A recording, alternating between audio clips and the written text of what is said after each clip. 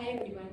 இன்றைக்கி நம்ம ஜாவாவில் வேரியபிள்ஸை எப்படி டிக்ளேர் பண்ணுறது அண்ட் தென் அதை எப்படி பிரிண்ட் பண்ணுறது அப்படின்றத பற்றி தான் நம்ம இன்றைக்கி பார்க்க போகிறோம். ஓகேவா?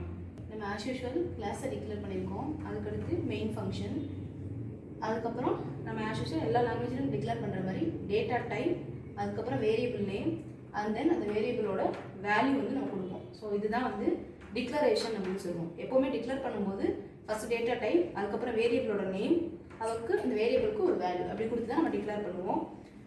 Java integer, character, float, double, Boolean இந்த மாதிரி எல்லா டேட்டா டைப்ஸையும் ஜாவா சப்போர்ட் பண்ணும்.